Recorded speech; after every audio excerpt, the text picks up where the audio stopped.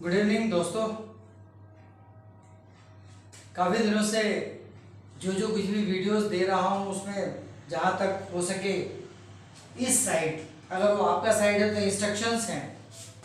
आज मैं अपनी स्टडीज से ये लेकर आया हूँ कि यहाँ पर जो आप हैं वो क्या हैं और किस पोजीशन में हैं, और आपके ऑपोजिट जिससे आपका कंपैरिजन किया है वो किस पोजीशन में है। Exact comparison. हालांकि कुछ पॉइंट्स आमने सामने ऑपोजिट आ रहे हैं, लेकिन ये अपनी जगह पर हैं, ये अपनी जगह पर हैं। देखिए कैसे, मैं एलेबोरेट करता हूं। I have titled this video as qualified and trained crew means staff, काम करने वाले। Qualified and trained crew that is staff versus supreme value, बहुत पैसे वाला सुप्रीम वैल्यू। कई लोग हैं, आज थोड़ा सा हट के बोलूंगा, आज एक सुप्रीम वैल्यू को मैंने उसका स्टेटस देखा है न्यूज़पेपर पर।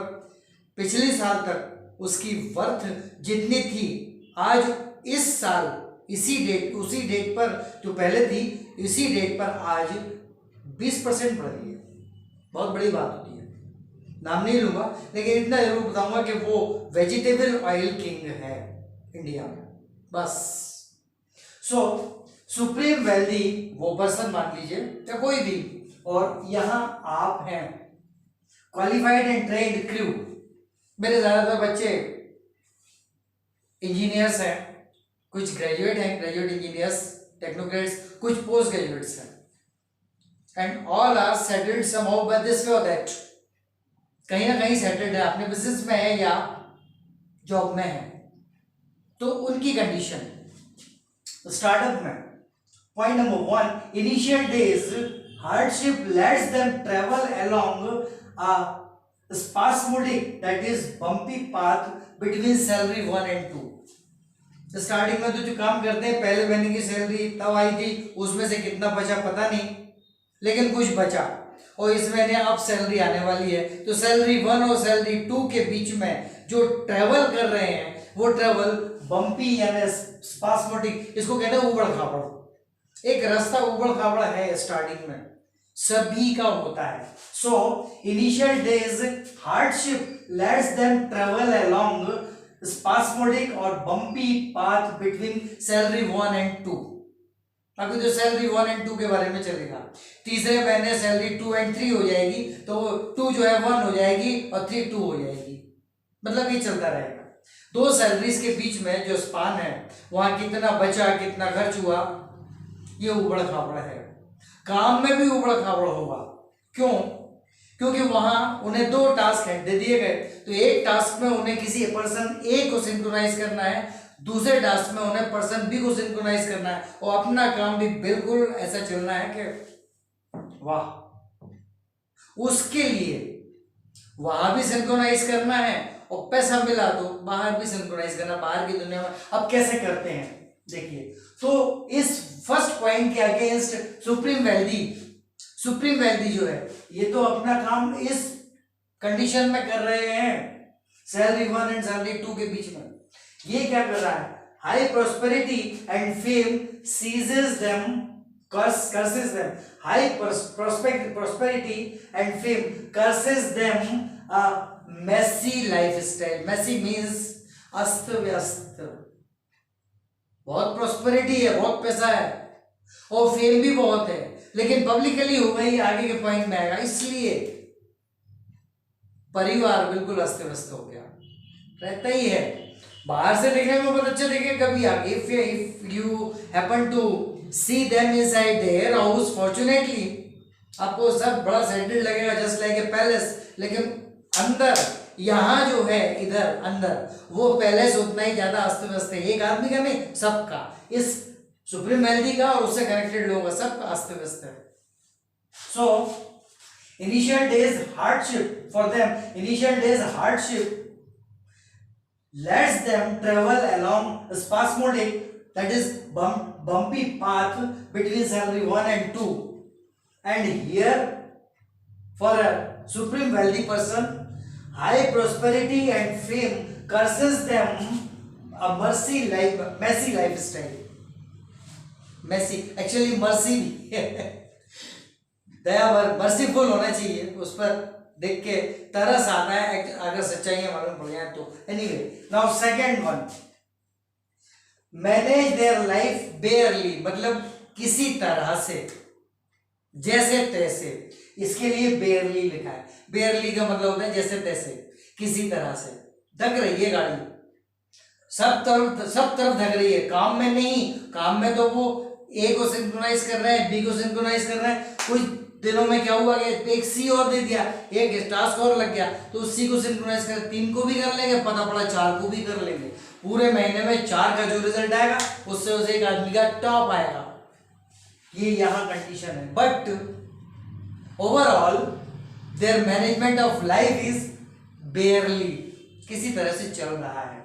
यहां क्या है, उसके अगेंस्ट लगभग वैसा ही, magnified dimensions of life forces them to sacrifice the freedom of speech. Them 2 बार हो गया है, सॉरी, आज धुन में लिखा, एक को मिटा ही देता हूं ना।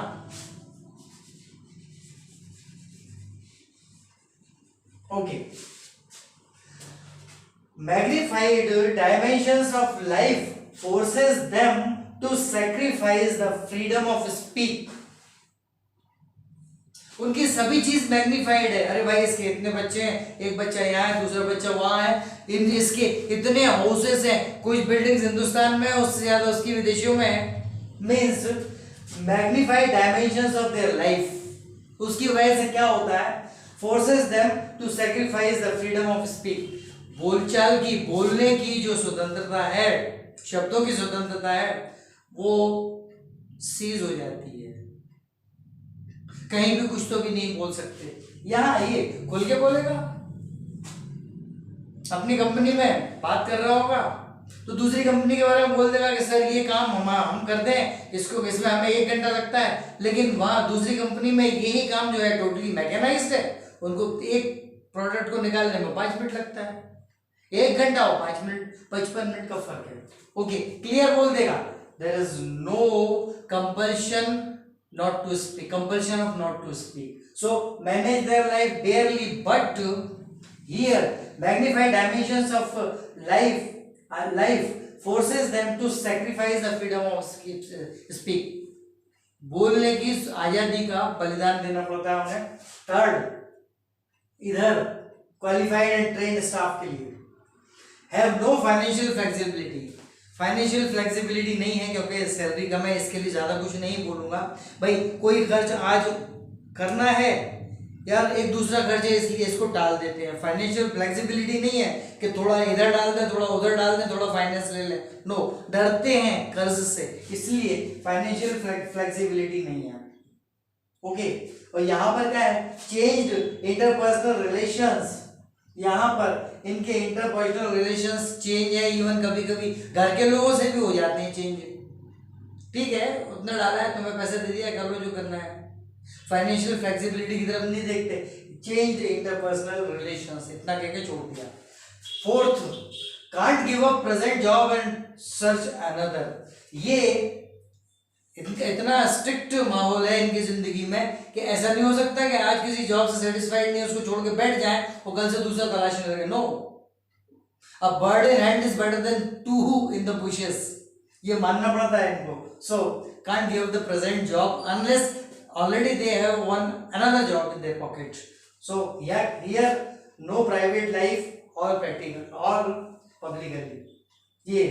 ये इनकी प्राइवेट लाइफ है, देखा जाए तो इनकी कोई प्राइवेट लाइफ नहीं है। आज इसको छोड़ेंगे, दूसरे को चले जाएंगे, जहाँ GM HR है उसकी जगह किसी दूसरी कंसर्न में चले जाएंगे, तीसरी में चले जाएंगे, लेकिन no private life. Private life कुछ नहीं है इनकी, इनके बारे में सबको सब कुछ पता है। ऑल पब्लिकली, सब कुछ पब्लिक में है, इन्हें हर चीज पब्लिक में जाने से रोकनी है। Can't do anything. Fifth, can't do anything suddenly just now. कल नहीं, आज ही करना है, अभी ही करना है, ऐसा इनके साथ कुछ नहीं है, कर ही नहीं सकते, लिमिटेशन है। तो वो यहां पर भी है, ये भी नहीं कर सकते। Sixth one, can handle simultaneously. ये आदमी, अब यहां आके मेरिट आती, ये आदमी क्या हैंडल कर सकता है एक साथ? अपना कैरियर, अपनी हॉबी, अपनी हेल्थ, अपने फ्रेंड्स और अपनी फैमिली, सब एक साथ हैंडल कर सकता है। ये सिर्फ कैन हैंडल की कैरियर ओनली, ये सिर्फ कैरियर को ही हैंडल कर सकते हैं। And that's why only these people still very happy. इतना सब कुछ होने के बाद भी, ये सब कर लेने के बाद भी स्टिल वेरी हैप्पी।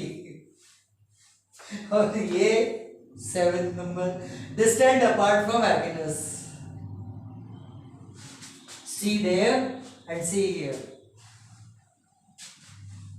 बहुत पुरानी स्टोरी है। एक आदमी कहीं मार्केट साइड में एक तरफ बैठा रो रहा था क्योंकि उसके जूते दोनों फटे हुए थे। भगवान दुनिया में सबको सब कुछ दिया, मेरे को जूते ही खरीदने के पैसे नहीं दिए। अचानक से एक आदमी गुजरा सामने से, उसका एक पैर ही नहीं था। एकदम से भाव बदल गया, लगे थैंक गॉड भगवान मेरे दोनों पैर तो सलामत हैं। अगर यहाँ देख रहे हैं तो फिर अपने आप को देखिए, और अगर अपने आप को देख रहे हैं तो हो सकता है कि इनको देखने की जरूरत ही ना पड़े। आज के लिए सिर्फ इतना ही। Good night.